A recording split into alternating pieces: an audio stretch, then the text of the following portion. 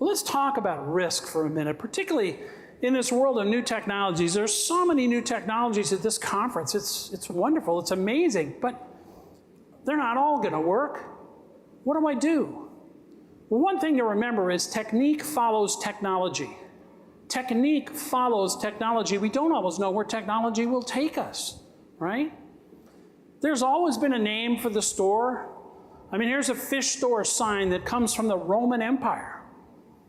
Thousands of years ago, there was a name on the store, and then we had people outside trying to bring people in. But it took an innovation of technology to change things, because glass for centuries looked like this. And then suddenly in Venice, they discovered how to make clear glass, and it looked like this. And in 1795, Francis Place invented the store window. That was a huge innovation in 1795. And who took stock from behind the counter and put goods on display? It was Harry Selfridge, who put goods on display, who put ladies' makeup down in front, and that was pretty radical, because makeup was supposed to be hidden away. Women didn't actually use it, right? It was a secret. And then prices went from haggling to Wanamaker, who invented the price tag. All interesting innovations that drove change. Why the history lesson? Why am I talking about the history of retail? Because what was revolutionary then is commonplace now. We don't think about the store window or the price tag as an innovation. They just are. That's what's going to happen to the technology out there. Were these risks that these people took? You wouldn't think so.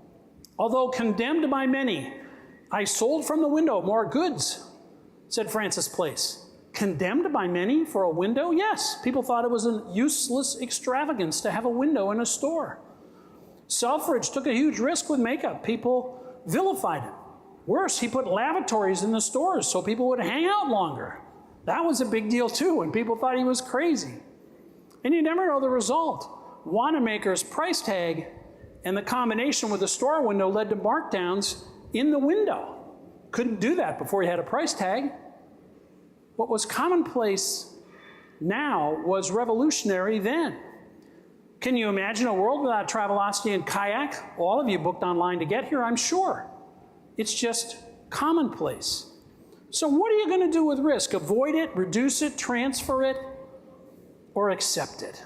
The world is moving fast, and you have to move with it.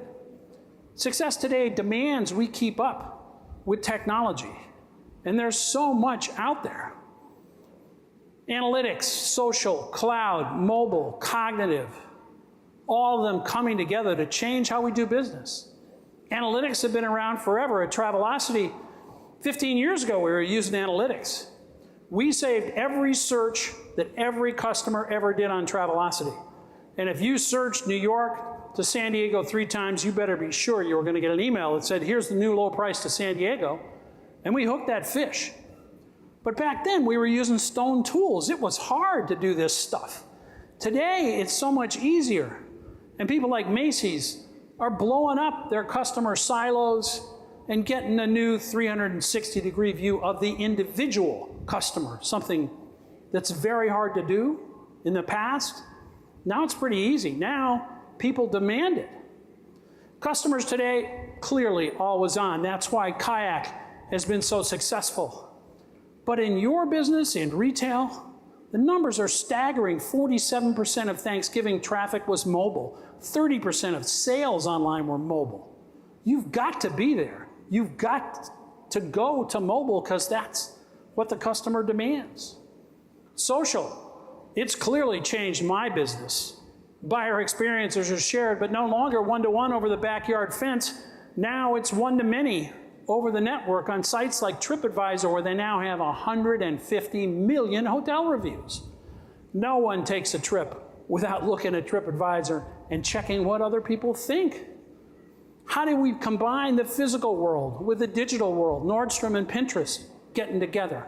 How do we do that? Because people in the physical store, they want to know what everybody else thinks too. They're demanding it. We have to move. But at the same time, we have to keep it simple. Kayak, simple, scalable, speedy.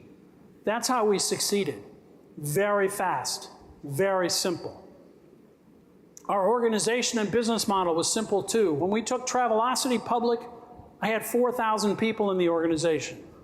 We took Kayak public with 200 people. How in the world did we do it? Part of it was cloud. Cloud allowed us to shed all the legacy. It allowed us to forget about the iron. It made us nimble. It's so important. Target has cut 8,500 servers. Now they only have 2 per store. Cloud makes you nimble and fast. And how about smart? How about being really smart? That's where cognitive comes in. I spent the last year working with IBM and Watson, and we announced a new company for travel called Wayblazer.